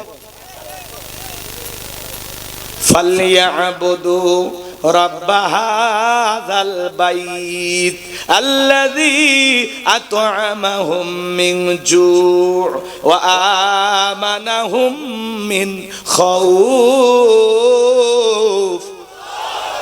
আমার আল্লাহ রাব্বুল আলামিন বলেন এই ঘরের মালিকের ইবাদত করো ইবাদত যদি ইবাদতের মতো হয় বান্দা পাঁচ ওয়াক্ত সালাতে মাথা নত করে আমি আল্লাহকে সিজদা দিতে পারো নামাজ যদি নামাজের মতো আদায় করতে পারো আমার যে বান্দা পাঁচ ওয়াক্ত সালাতে মাথা নত করে আমি আল্লাহকে সিজদা দিতে পারবে আমি আল্লাহ ওই বান্দাকে দুইটা জিনিস দেব এক নাম্বার হলো ওই বান্দার রিজিকের ব্যবস্থা আমি আল্লাহ করব নামাজ যদি নামাজের মতো হয় রিজিক দেবেন কে আল্লাহ আপনাদের এলাকা একটা প্রাণী বের হয় রাত 1টা 2টার দিকে চিল্লায় কু কইয়া আর নাম কি শিয়াল পণ্ডিত শিয়ালের নামে কালু বাজারে মুরগির হোটেল আছে ব্যাংকের অ্যাকাউন্টে টাকা আছে ওরে খাওয়াই কে গো জোরে কর না সকালবেলা একটা পাখি খালি পেটে নিচ থেকে বের হয়ে যায় সন্ধ্যাবেলায় ওই পাখির পেটটা ভরে বাসায় ফেরত আসার ব্যবস্থা করে কে আল্লাহ যদি পাখিকে খাওয়ায় শিয়ালকে খাওয়ায় পৃথিবীর এত মাখলুককে খাওয়ায় আমরা আমাদেরকে আল্লাহ না খাওয়ায় রাখবে হ্যাঁ না খাওয়ায় রাখবে আল্লাহ কি বলেন কুনতুম খায়রা উম্মাতিন উখরিজাত লিন-নাস তোমাদেরকে উত্তম জাতি বানাইছি ওয়ালাকাদ কাররামনা বানি আদম মর্যাদার দিক দিয়া আপনাকে আমাকে সেরা করেছেন কে আল্লাহ সৃষ্টির সেরা আমরা আশরাফুল মাখলুকাত আল্লাহ কি আমাদেরকে না খাওয়ায় রাখবে না রিজিক দেওয়ার একমাত্র মালিক আমার আল্লাহ রাব্বুল আলামিন বলেন ওয়া মা মিন দাব্বাতিন ফিল আরদি ইল্লা আলাল্লাহি রিজকুহা সূরা হুদের ভিতরে আল্লাহ পাক জানিয়ে দিলেন এই পৃথিবীতে এমন কোন বিচরণশীল প্রাণী নাই যার রিজিকের ব্যবস্থা আমি আল্লাহ আসমান থেকে করি না ওই আটলান্টিক মহাসমুদ্রের ৩৩,০০০ ফিট গভীর অতল পানি নিচে থাকা ছোট্ট একটা প্রাণী তার রিজিকের ব্যবস্থাও আমি আল্লাহ আসমান থেকে করি বলেন সুবহানাল্লাহ তাহলে রিজিক দেবেন কে আল্লাহ বলে বান্দা নামাজ যদি নামাজের মতো আদায় করতে পারো ইবাদত যদি ইবাদতের মতো হয় এক নাম্বার আমি আল্লাহ তোমাদের জন্য রিজিকের ব্যবস্থা করে দেব আর দুই নাম্বার হলো সকল ভয় থেকে আমি আল্লাহ নিরাপত্তা দেব ভয় আছে না নাই আপনি বিকাশের দোকানদার 2 লাখ টাকা নিয়ে কাহালু বাজার থেকে আসবেন কল্যাণপুর মনে মনে ভাবতেছেন আল্লাহ রাত এখন 2টা বাজে টাকা নিয়ে বাড়ি পর্যন্ত যাইতে পারবো নাকি ছিনতাইকারী ডাকাতের কবলে পড়ে টাকা যান 2টা হারাবো ভয় আছে না নাই প্রতিদিন ছিনতাই হচ্ছে, ডাকাতি হচ্ছে, চুরি হচ্ছে, দুর্নীতি হচ্ছে, কথা কয় না? আপনাদের এলাকায় হয় না? তাহলে এই সমাজের চুরি, দুর্নীতি, টেন্ডারবাজি, চাঁদাবাজি যদি বন্ধ করতে চান, এই সমাজে লাগবে কার আইন? আর একটু জোরে কন। বিরক্ত হয়েছেন আমার কথা? তাহলে ভাইয়েরা আমার, এই সমাজে আল্লাহর আইন চালু হোক, এটা আপনারা সবাই চান? বিরক্ত হচ্ছেন না তো? তাহলে এদিক খেয়াল করেন, এই সমাজে প্রতিদিন আপনারা ছিনতাইয়ের ঘটনা শুনতে পাচ্ছেন। প্রতিদিন চুরি হচ্ছে, ছিনতাই হচ্ছে, বিভিন্ন পরিচয় দিয়া এক শ্রেণীর মানুষ এই দেশে ছিনতাইয়ের কাজে ব্যস্ত। আপনাদের এলাকায় এই ধরনের ঘটনা ঘটেনি? এই দেশে যদি চুরি বন্ধ করতে চান, ছিনতাই বন্ধ করতে চান, আপনার আমার মনের মধ্যে ভয়, মেয়েটা কলেজে গেল একা একা ফিরবে নাকি জামাই সাথী নিয়ে ফিরবে, ভয় আছে না? মেয়েটা স্কুলে গেল ভালোভাবে ফিরবে নাকি কারো লালসার শিকার হবে, ভয় আছে না? তাহলে চুরির ভয়, দুর্নীতির ভয়, জান হারানোর ভয়, মাল হারানোর ভয়, মেয়ে সন্তান ছেলে সন্তান হারানোর ভয়, এই যে ভয় ভীতি নিয়ে আমরা সমাজে বসবাস করতেছি, আল্লাহ তাআলা বলতেছেন এই জমিনে যদি আল্লাহর আইন চালু হয়, কোনো চুরি থাকবে না, দুর্নীতি থাকবে না, কোনো ভয় থাকবে না। তাহলে জমিন যার, আইন চালাইতেও হবে তার, কথা কোন ঠিক কিনা? আলা লাহুল খলক ওয়াল আম, সৃষ্টি যার, আইন চলবে সে আল্লাহ, কথা কোন ঠিক কিনা? এই সমাজে চুরি দুর্নীতি লন্ডন আমেরিকার আইন দিয়ে বন্ধ হবে না। চুরি দুর্নীতি টেন্ডারবাজি চাঁদাবাজি খুন ধর্ষণ এগুলো যদি বন্ধ করতে চান, এই সমাজ থেকে এগুলো যদি দূরে রাখতে চান, তাহলে আল্লাহর আইন দিয়ে চোরের বিচার করা লাগবে। আল্লাহ রাব্বুল আলামিন বলেন ওয়াস-সারিকু ওয়াস-সারিকাতু ফাকতুউ আইদিয়াহুমা জাযাআম বিমা কাসাবা নাকালাম মিনাল্লাহ। আল্লাহ সূরা মায়দার ভিতরে আইন দিয়েছেন, চোর পুরুষ হোক আর নারী হোক, আল্লাহর বিধান, আল্লাহর ফয়সালা। চোর চুরি করেছে, অপরাধ যদি প্রমাণিত হয়, আল্লাহর বিধান, আল্লাহর ফয়সালা হলো চোরের ডান হাতের কবজিটা কেটে দাও। বাংলাদেশের একটা চোরকে ধরে যদি আমরা বাইতুল মোকাররমের সামনে নিয়ে আসা মিডিয়ার মাধ্যমে ফালাও করে প্রচার করে একটা চোরের হাত কেটে যদি বলতাম বাংলার পার্লামেন্টে আইন চালু হয়ে গেল, এখন থেকে যে চুরি করবে আর সে যদি ধরা পড়ে ওই চোরের হাত কেটে দেওয়া হবে, বলেন তো বাজান এই সমাজে চুরি থাকবে না বন্ধ হবে? একটা চোরের হাত কেটে খালি পরীক্ষা করে দেখেন, বাংলাদেশের সমস্ত চোরেরা রাতারাতি তওবা করে আল্লাহর ওলি হয়ে যাবে। ও বলবে ভিক্ষা করে খাবো, না খায় মরে যাব, তারপরেও কোনোদিন চুরি করব না। কিন্তু কে শোনে কার কথা? আজও গেল না মনের ব্যথা। এখন উচিত কথা যদি কই, পিঠের উপর দিয়া যাবি মই। যত দোষ নন্দ ঘোষ, সত্যটা বললে দোষ, করলে অন্যায়ের প্রতিবাদ, নামটা হবে তোমার জঙ্গিবাদ, নামটা হবে তোমার মৌলবাদ। যে নেতা আইন পাস করবে ওই নেতা তো চোখ দিয়ে তাকালে বলে উরি বাবা সরিষাই তো ভুল, ও তো অর্থ নিজের হাতাকে কাটা যাবে, কথা কয় না গো। কারণ যে পরিমাণে দুর্নীতি করেছে 11 লক্ষ কোটি টাকা, আবার কেউ বলতেছেন 18 লক্ষ কোটি টাকা দুর্নীতি করে বিদেশে পাচার করছে। তাহলে বলেন তো কয়বার ওর হাত কাটা গেল?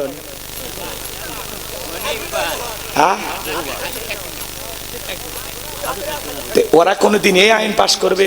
ওরা তখন বলে না এগুলো 1450 বছরের আইন, ব্যাকডেট, এগুলো চলে না। এই আপডেট জামানা, স্মার্ট জামানা, ওই আইন চলে না। আরে বাচ্চা চলে কিনা খালি টেস্ট করে দেখ, একদিন দেখ, একদিন তোর পায়ে হাত দে, আনা তোর পায়ে হাত দে, একটা দিন খালি টেস্ট করে দেখ। বাংলাদেশের এত বাহিনী লাগে চুরি দুর্নীতি ধর্ষণ চাঁদাবাজি বন্ধ করতে, কথা কয়। অলিতে গলিতে আবারও বলে চাঁদাবাজি শুরু হয়েছে। কি দেশটার কি পাইছেন আপনারা? আর কি খাবেন? আছে কি? ওরা রাখছে টাকা রিজার্ভ সিবিএ খায়া শেষ করছে। 93 বিলিয়ন ডলার ঋণের বোঝা চাপায় দিয়ে চলে গেছে। আসেন না মিলেমিশে শুরু করি, নতুন ভাবে শুরু করি। ওরা যেমন ছিল আমরাও যদি তেমন হয়, তাহলে ওর মধ্যে আমার মধ্যে পার্থক্য আছে? ওরা লুটে পুটে খাচ্ছে, দুর্নীতি করে বিদেশে পাচার করছে, কথা কন। এই জন্য এই সমাজে যদি শান্তি পেতে চান, আল্লাহর আইন চালু করা ছাড়া এই জমিনে শান্তি আসবে না। মানুষের তৈরি করা নিয়ম নীতিতে আইন দিয়ে এই জমিনে কষ্টিন কালেও শান্তি প্রতিষ্ঠিত করা সম্ভব হবে না। এই জমিনে যদি শান্তি প্রতিষ্ঠিত করতে চান লাগবে কার আইন? এই জমিনে আল্লাহর আইন চালু হোক। কারা কারা চান হাত তুলে দেখান তো। লিল্লাহি তাকবীর। জমিন যার আইন চলবে তার কথা বলেন, ঠিক কিনা? হাত নামান, হাত নামান। আমার ভাইয়েরা, আমি কি কথা বলবো নাকি দোয়া করে দেব? তাহলে নামাজ যদি নামাজের মতো আদায় করতে পারেন, রিজেক্ট দেবেন আল্লাহ, আর সকল দিক থেকে নিরাপত্তা দিবেন কে? ভারত চোংরা গায়ে লাভ হবে না। সিজদার মতো সিজদা দিলে আসমান থেকে আল্লাহ তাআলা আপনাকে আমাকে নিরাপত্তা দিবেন।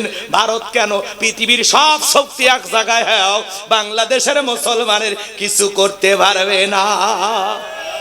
এই বিশ্বাস আমাদের থাকা লাগবে। এর নামই তাকওয়া, এর নামই ঈমান, এর নামই আল্লাহর ভয়। আল্লাহর ভয় যদি দিলে থাকে, আল্লাহকে যদি বিশ্বাস করেন, আল্লাহর উপরে যদি তাওয়াক্কুল করে থাকেন, তাহলে মনে রাখবেন সকল দিক থেকে আল্লাহ আমাদেরকে নিরাপত্তা দেবেন ইনশাআল্লাহ। আল্লাহ রাব্বুল আলামিন বলেন, ফাসল্লি লিরাব্বিকা ওয়ানহার।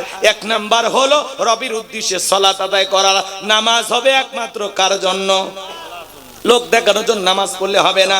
ফাওয়াইলুল লিল মুসাল্লিন আল্লাযীনা হুম আন সালাতিহিম সাহুন। হতভাগা সেই সমস্ত নামাজি, দুর্ভাগা সেই সমস্ত নামাজি যারা লোক দেখানোর জন্য সালাত আদায় করে। লোক দেখানোর নামাজি কারা বলবো? না থাক,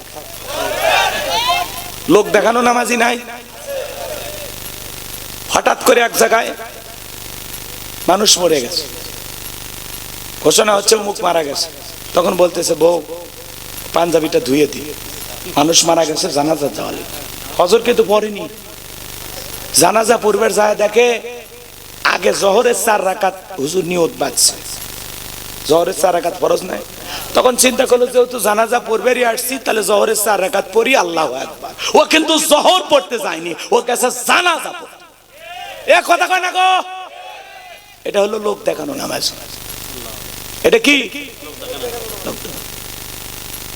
নতুন বিয়ে বাড়িতে বেড়াতে গেছে, গল্প করতে করতে হঠাৎ করে আজান হচ্ছে। তখন বলতেছে, বিয়ে আমি ত্রিপল হাজি 3 বার হজ করছি, নামাজ পড়া লাগবে, আপনি থাকেন।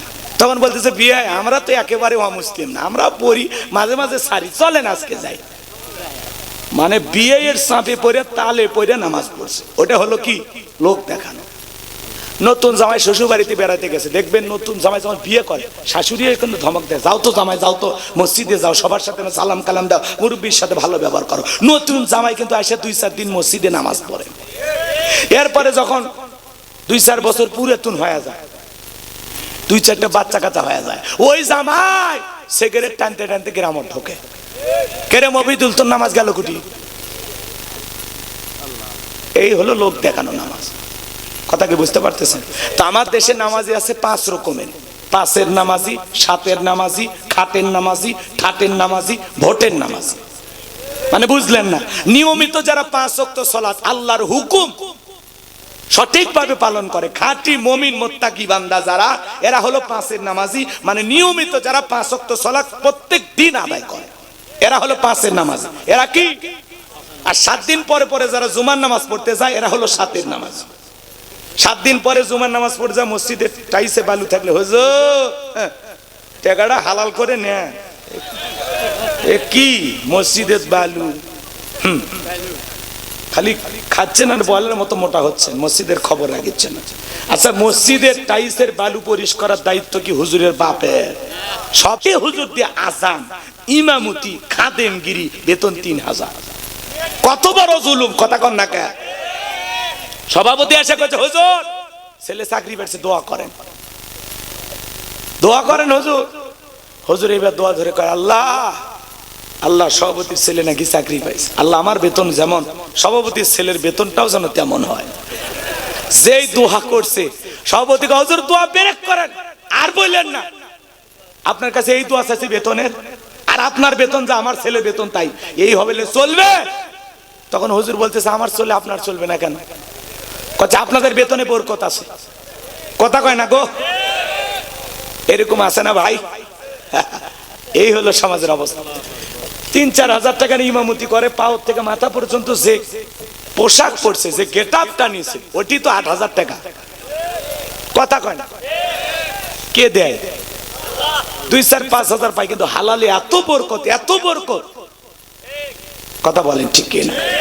আর 50,000 টাকা বেতন পায়, আবার মাস শেষে আরো 20,000 টাকা কিস্তির থেকে তোলে। শান্তি নাই গো। কথা বলেন ঠিক কিনা?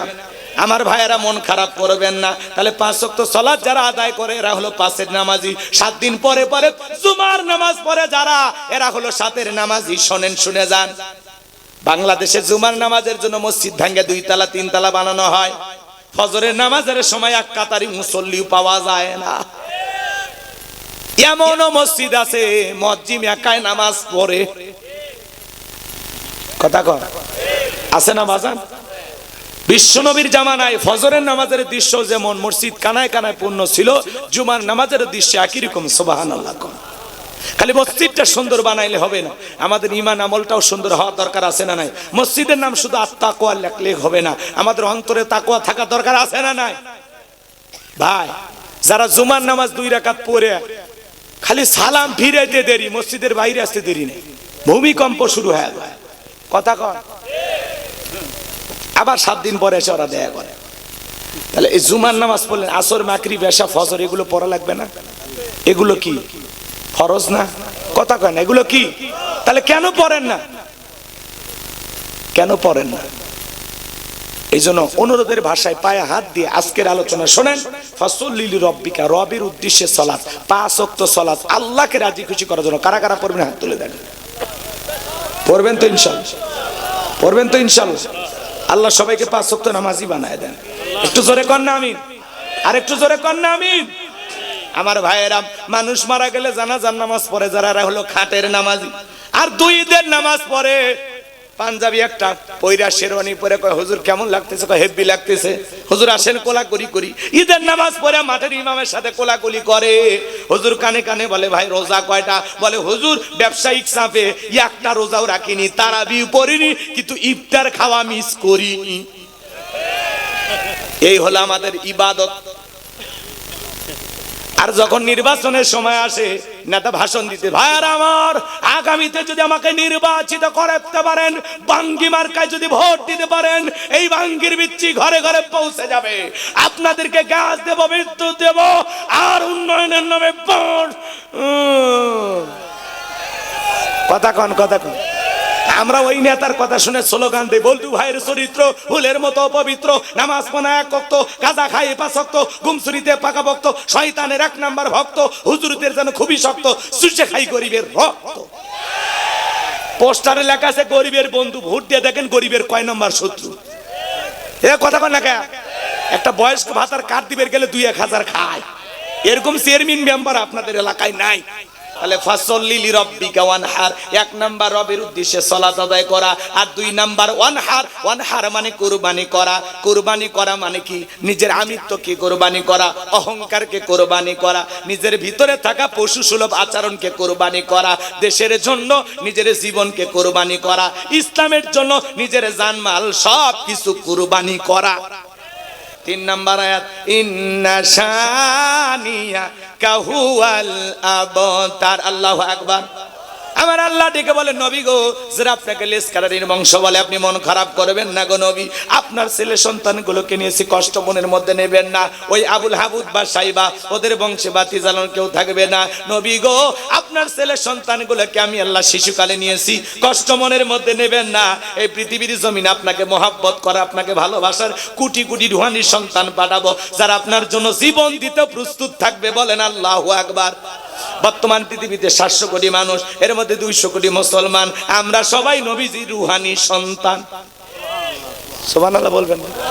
নারায়ে তাকবীর, নারায়ে তাকবীর। আমার নেতা, তোমার নেতা।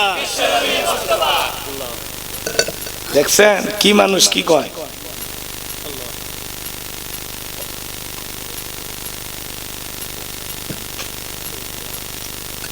কষ্ট হয়েছে? আমরা নবীজির রুহানি সন্তান, 200 কোটি মুসলমান সবাই নবীজির রুহানি সন্তান। সুবহানাল্লাহ কর। ফ্রান্সের লোকেরা যখন নবীজির কার্টুন প্রদর্শন করলো, দেয়ালে দেয়ালে নাকটা বেঁকা করে মুখে কয়েকটা দাড়ি লাগায়, কয় ইনি মোহাম্মদ, জোরে কর নাউজুবিল্লাহ। তখন ফেসবুক গরম হয়ে গেল, we love Mohammad, I love you Mohammad. সুবহানাল্লাহ কর। মোহাম্মদ মানেই প্রশংসিত, আগে পরে যতই গালি দেন কাজে লাগবে না, মোহাম্মদ মানেই প্রশংসিত। সুবহানাল্লাহ। কোন এই ফ্রান্সের লোকেরা যে নবীজির কার্টুন দেখালো, আমার নবী কি দেখতে কার্টুনের মতো? নবীর কি কোনো ছবি আছে? এই পৃথিবীর সবচাইতে সুন্দর মানুষটির নাম মুহাম্মাদুর রাসূলুল্লাহ সাল্লাল্লাহু আলাইহি ওয়াসাল্লাম, যে নবীর চরিত্রের সার্টিফিকেট আল্লাহ দিয়ে বলেন ওয়া ইন্নাকা লাআলা খুলুকিন আযীম, নবী গো আপনি হলেন পুত পবিত্র মহান চরিত্রের অধিকারী। আল্লাহু আকবার বলেন। এ যুবকে বসো, 5 মিনিট পরই মজা। তারা বোঝে না রে, তোমাদের জন্য একটা কিছুই বলবো না, কিছু না হইলে তো একটা চুকু পুচুকি গান গাইবো। তো বস ভাই বস, যাইস না না, ওদের জন্য একটা কিছু বলা লাগবে। এই যাইছে গেছি, জি জি, ওই জন্য ওদেরকে অনেক কষ্টে আটকে রাখছে। তাকবীর দাও, লিল্লাহে তাকবীর। হ্যাঁ এখন আওয়াজ দেয়, এই কিসের তো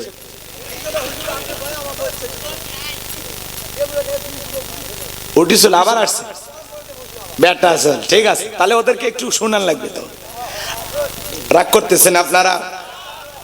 আমার ভাইয়েরা গভীর মনোযোগ দিয়ে শুনবেন, নবীজির চরিত্রের সার্টিফিকেট দিয়েছেন কে?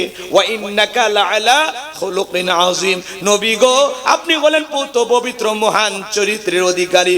আযীম আরবিতে এমন একটি শব্দ যার গভীরতা মাপা যায় না। আটলান্টিক মহাসমুদ্রের কিনারায় বৈশা কেউ যদি চামচ দিয়ে পানি তুলে ছেঁচা শুরু করে, আপনারা কি বলবেন? লোকটা পাগল। লোকটা কি চামচ দিয়া আটলান্টিক মহাসমুদ্রের পানি কোনো না কোনো ভাবে কখনো হয়তোবা শুকানো সম্ভব হলে হতেও পারে, কিন্তু নবীজির চরিত্র নিয়ে আলোচনা করে শেষ করা সম্ভব হবে না। একটু সুবহানাল্লাহ জোরে হয় না? যে নবী 63 বছরের জিন্দেগিতে একটি মিথ্যা কথা বলেননি, এমন বিশ্ব রেকর্ড পৃথিবীর আর কোন নেতার আছে? জোরে বলেন আছে? সেই নবীকে যারা গালি দেয়, শোনেন, মক্কা নগরীতে গালি দিয়েছিল ওলীদ বিন মুগীরা, অকাত্য ভাষায় নবীকে গালি দেয়। আল্লাহ তাআলা আয়াত নাজিল করে বলেন উতুল্লিম বাদা যালিকা জানিম, নবী গো এই ওলীদ বিন মুগীরা হলো পিতৃ পরিচয়হীন জারর সন্তান, এর জন্মে ঠিক নাই, এ হলো একটা বাস্টার্ড। ওলীদ বিন মুগীরা আরবের মানুষ, আরবি বোঝে, বলে নবী এত বড় কথা, আমার জন্মের ঠিক নাই, আপনি থাকেন আমি আমার মায়ের কাছে যাই। ছেলেটা বৈধ না অবৈধ জানে কে? ফ্যাক্টরি মালিক। কথা কয় না, কথা কয়। এইবার ওলীদ বিন মুগীরা চলে গেছে তার মায়ের কাছে, তার মায়ের নাম ছিল ঝর্ণা। বলে মা করবি না কোনো তাল বাহানা, নবীজি আমাকে বলেছেন উতুল্লিম বাদা যালিকা জানিম, আমি নাকি পিতৃ পরিচয়হীন সন্তান, যা বলবি সত্য বলবি। ওলীদ বিন মুগীরার মা মনে মনে ভাবতেছে এই গোপন তথ্য নবী জানলো কেমনে? নবী তো জানতেন না, নবীকে জানিয়ে দিয়েছেন তিনি কে? আরেকটু জোরে বলেন কে? আমার ভাইয়েরা, ওলীদ বিন মুগীরার মা বলতেছে বাবা তোর বাবা ব্যবসা বাণিজ্যের কাজে এতটাই ব্যস্ত, তোর বাবা ব্যবসা চেনে টাকা চেনে, কিন্তু তোর মায়ের মন বসে না। সে যে কেন আসে না, কিছু ভালো লাগে না, এবার আসুক তারে আমি মজা দেখাবো। আমার ভাইয়েরা আমি লম্বা করব না, শেষ কথাটা বলে দিয়ে যায়। এইবার ঝর্ণা ডেকে বলতেছে বাবা রে, বাড়ির আশেপাশে তোর চাচা ঘুরঘুর করতেছিল, তারা দিয়ে ভালোবাসা বিনিময় করেছিলাম, তার ফলে তোর জন্ম হয়েছে। নবী যে তত্ত্ব দিয়েছে 100% সত্য। এজন্য ভাইয়েরা আমার, এই পৃথিবীর জমিনে নবীকে গালি দেবে যারা, অবৈধ যারা সন্তান তারা। ফ্রান্সের মানুষেরা কেন গালি দেয়? পৃথিবীর 228টা রাষ্ট্র নিয়ে গবেষণা করা হলো, ফ্রান্সের মানুষেরা কেন গালি দেয়। এইবার গবেষণায় বের হয়ে আসছে ফ্রান্সের মহিলারা বিয়ের আগেই বাচ্চা জন্ম দেয়। বিয়ের আগে যদি কারো বাচ্চা হয়, ওটা বৈধ না অবৈধ? ওটা হালাল জাদা না কি জাদা? এজন্য মনে রাখবেন, যারা আমার নবীকে গালি দিবে তার জন্মের ঠিক নাই, ওটা অবৈধ সন্তান, অবৈধ মায়ের অবৈধ সন্তান। ভারতের যেই কুলাঙ্গার নবীকে গালি দিয়েছে, ওটাও জারর সন্তান। এই দেশেও যদি কেউ গালি দেয়, ওইটাও জারর সন্তান। তুমি আমার বাপকে গালি দাও মাইনে নেব, মারে গালি দাও মাইনে নেব, আমার দলকে গালি দাও মাইনে নেব, আমারে গালি দাও মাইনে নেব, কিন্তু নবীজি হলেন আমাদের কলিজার টুকরা। নবীকে নিয়ে যদি কেউ কুরুচিপূর্ণ মন্তব্য করে, বাজে ভাষায় গালি দেয়, ওই নাস্তিক বেঈমানকে ধইরা ওর বুকের উপরে চইরা জিহ্বা টান দিয়ে ছিঁড়ে কুকুরকে খাওয়ায় দেব। নবীজির অপমান মেনে নেওয়া হবে না, হবে না।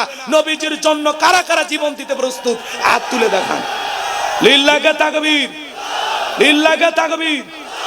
বিশ্ব নবীর অপমান সইবে না রে। এই 4 তারিখ আবার 5 গ্রাম আসবে, চেনেন নাকি? আবার দেখা হবে ওই জায়গায়, নতুন বিষয়, এই ওয়াজ না, এগুলো বাদ। আবার নতুন চ্যাপ্টার শুরু হবে 4 জানুয়ারি, নতুন বছর, নতুন কি ঘটে আসেন, আপডেট কিছু পাবেন ইনশাআল্লাহ। কষ্ট হয়, কষ্ট হয়। আমার ভাইয়েরা আমার জন্য দোয়া করবেন, আমি আপনাদের জন্য দোয়া করি। নবীজির অপমানে যদি না কাঁদে তোমার মন, মুসলিম নয়, তুমি মুনাফিক, নবীজির দুশমন। নবীর ইজ্জত সম্মান রক্ষা করার জন্য জীবন দেওয়ার প্রস্তুত থাকবো ইনশাআল্লাহ। আল্লাহুম্মা আমিন। রব্বানা যালামনা আনফুসানা ওয়া ইল্লাম তাগফির লানা ওয়া তারহামনা লানাকুনান্না মিনাল খাসিরিন। কল্যাণপুর ডক্টর কহরুল্লাহ ইবতদায়ী মাদ্রাসা ময়দান থেকে আজকের মাহফিলের সভাপতি আলহাজ মোহাম্মদ আব্দুস সাত্তার আকন্দকে সঙ্গে নিয়ে, প্রধান অতিথি, বিশেষ অতিথি, সম্মানিত উলামা ইকরামদেরকে সঙ্গে নিয়ে হাফেজ মাওলানা মোহাম্মদ নুরুল ইসলাম কথা বলেছেন। পাশে বসে আছেন মাওলানা ইমদাদুল হক সাহেব। আল্লাহ তাআলা অনেক আলেম ওলামা, ইমাম, মুয়াজ্জিম, তরুণ যুবকেরা, হাজী সাহেবেরা, আলেম ওলামারা, পর্দানিশী মা বোনেরা হাত তুলে ধরেছে। যার হাত দোকানা পছন্দ হয় সে হাতের বদলতে আজকের দোয়াকে কবুল আর মঞ্জুর করে নাও রব্বুল আলামিন। গভীর নিশীতে রাত্রি প্রায় 1টা বেজে গেছে, আমি গুনাহগার তোমার দরবারে হাত তুলে ধরেছি। তাকে দেখো আল্লাহ, এমন মানুষ হাত তুলে ধরেছে যার জনম দুঃখিনী মা নাই, যারা দূরের বাবা নাই, এমন মানুষ হাত তুলে ধরেছে নিজের হাতে মারে কবরে শায়িত করছে, বাবারে কবরে শায়িত করছে। ওই মা হারা, বাবা হারা, এতিম সন্তান যারা হাত তুলে ধরেছে, ওই জনম দুঃখিনী মার বাবার কবরের সওয়াবটুকু পৌঁছায় দাও। মা বাবার কবর জান্নাতের বাগান বানায় দাও। রব্বির হামহুমা কামা রব্বায়ানি সগীরা ওয়া কুর রব্বির হামহুমা কামা রব্বায়ানি সগীরা। আমাদের আত্মীয় স্বজন, পাড়া প্রতিবেশী যারা কবরে চলে গেছে, আল্লাহ তাদেরকে মাফ করে দাও, কবরগুলো জান্নাতের বাগান বানায় দাও। এই কল্যাণপুর মসজিদের আশেপাশে, বাজারে, পুকুর পারে, রাস্তার ধারে যত কবরস্থান আছে আল্লাহ, সমস্ত কবরবাসীর কবরে আযাবগুলো মাফ করে দাও, কবরগুলো জান্নাতের বাগান বানায় দাও। ও আলী, বড় ভয় লাগে, একা একা কবরে কেমনে থাকবো। কবরে যাওয়ার আগে তোমার যেন বন্ধু বানাইতে পারি। কবরের সলজব সহজ করে দিও, কবরটাকে প্রশস্ত বানায়া দিও, কবর থেকে জান্নাত পর্যন্ত রাস্তা তৈরি করে দিও মালিক। দুলা মিয়া যেমন বাসর ঘরে ঘুমাই, ওই ঘুমের ব্যবস্থা কবরে করে দিও। তুমি যদি মাফ না করো আমরা কার কাছে যাব? আল্লাহ, আমাদের জানা অজানা ছোট বড় গোপন প্রকাশের গুনাহগুলো মাফ করে দাও। এমন জায়গায় বসে গুনাহ করেছি কেউ জানে না, তুমি জানো, তুমি সাত্তার। আমাদের দোষগুলো গোপন রাখছো আল্লাহ, দুনিয়াতে যেমন গোপন রাখছো, কিয়ামতের ময়দানে ওই একই রকম গোপন রাইকে আমাদেরকে মাফ করে দিও আল্লাহ। ওই কঠিন জাহান্নামের আগুন থেকে আমাদের মুক্তি দাও। 1 সেকেন্ড জাহান্নামের আযাব সহ্য করার মতো শক্তি আমাদের নাই। রব্বানা সরিফান্না আযাবা জাহান্নাম ইন্না আযাবাহা কানা গরামা রব্বানা আতিনা ফিদ দুনিয়া হাসানাতাও ওয়া ফিল আখিরাতি হাসানাতাও ওয়া কিনা আযাবান নার। আল্লাহ, আমাদের সবাইকে ওই কঠিন ভয়ঙ্কর জাহান্নামের আগুন থেকে মুক্তি দাও। আল্লাহ আমাদের পরিবার পরিজন যারা আছে তাদেরকে পাঁচ ওয়াক্ত নামাজি বানায় দাও। সূরা কাউসার থেকে যে তাফসীর যে আলোচনা হয়েছে, বক্তা শ্রোতা সবাইকে বাস্তব জীবনে কথাগুলো আমল করার তৌফিক দাও আল্লাহ। আমি দোয়া করি আল্লাহ আমাদের পিতামাতা যাদের বেঁচে আছে, পিতামাতার সুস্থতার সহিত নেক হায়াত দান করো। পিতামাতার খেদমত করে তাদের মুখে হাসি ফুটায়া জান্নাত অর্জন করার তৌফিক দাও আল্লাহ। যে বাড়িতে খানা খাইলাম বসলাম ওই বাড়ির উপর খাস রহমত বরকত নাজিল কর।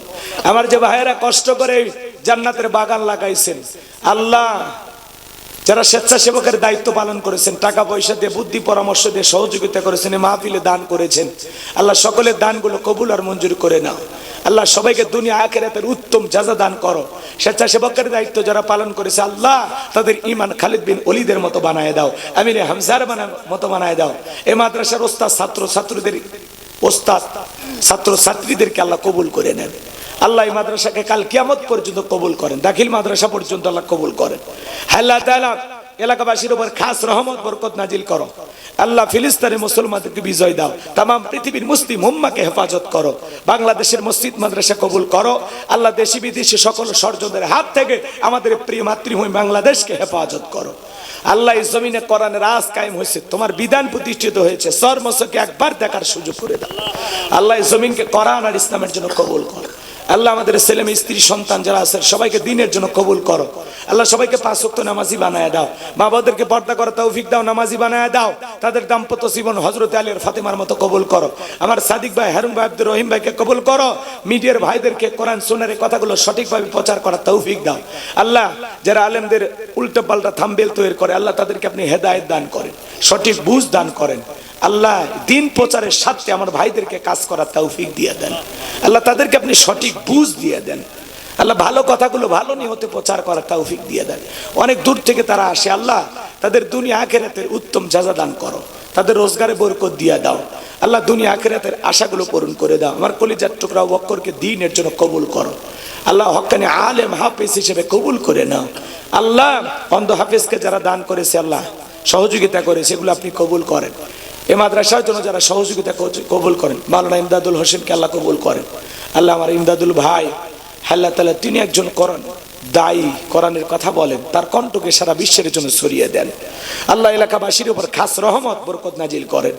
যারা দূর দূরান্ত কষ্ট করে কোরআনের কথাগুলো শোনার জন্য ছুটে এসেছেন সবাইকে নিরাপদে বাড়ি পর্যন্ত পৌঁছার তৌফিক দান করুন।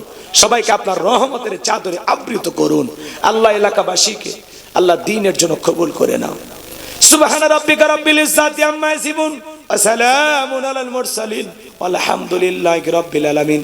জীবনে একটাবার সোনার মক্কা মদিনায় কবুল করে নিও আল্লাহ তাআলা। যেই মাসে মরণ দিবা মাসটা যেন রমজান মাস হয়, যেই দিনে মরণ দিবা দিনটা যেন জুমার দিন হয়। নামাজের সেজদারত অবস্থায় মৃত্যু দিও, কোরআন পড়তে পড়তে মৃত্যু দিও। ইসলামকে প্রতিষ্ঠিত করার জন্য রাজপথে জীবনটা বিলানোর তৌফিক দিও আল্লাহ তাআলা। যারা বারবার যোগাযোগ করে বগুড়ায় গিয়ে দাওয়াত দিয়ে আমাকে এনেছেন আল্লাহ, তাদের হায়াত বাড়ায় দেন আল্লাহ। মেম্বার সাহেবকে আপনি কবুল করে নেন আল্লাহ। অনেকে দান করেছেন আল্লাহ। সাবেক চেয়ারম্যান আলহাজ মাওলানা শহীদুল্লাহকে কবুল করেন, আলহাজ অধ্যক্ষ মাওলানা তাইব আলী আল্লাহ। সাবেক উপজেলা চেয়ারম্যান তোমার গোলামকে তুমি কবুল করো। আব্দুর রহিম সাহেব, রুহুল আমিন তালুকদার, শহীদুল ইসলাম মেম্বার, আব্দুল মুমিন সহ আল্লাহ তোমার গোলামদের তুমি কবুল আর মঞ্জুর করে নাও আল্লাহ। সবাইকে দুনিয়া আখিরাতের উত্তম জাযা দান করো। মাওলানা মোহাম্মদ মুকসিদ আলীকে আল্লাহ তুমি কবুল আর মঞ্জুর করে নাও আল্লাহ। যারা কষ্ট করে শেষ পর্যন্ত থেকেছেন, আলোচনা শুনেছেন আল্লাহ, একটি কথা হলেও আমল করার তৌফিক দিয়ে দাও আল্লাহ। কোরআনের হেদায়েতের নূর দিয়া অন্তরগুলো আলোকিত করে দাও। সবাই আমরা মারা যাব, দুনিয়াতে কেউ থাকবো না আল্লাহ। বেশি বেশি করে নেক আমল করার তৌফিক। মৃত্যুর ভয়, কবরের ভয়, জাহান্নামের আগুনের ভয়, তোমার ভয় আমাদের অন্তরের ভিতরে ঢুকে দাও। গুনাহমুক্ত আমল করার তৌফিক দাও। যুবকদেরকে হেদায়েত দান করো, সকল পাপ থেকে যুব সমাজকে হেফাজত করো আল্লাহ।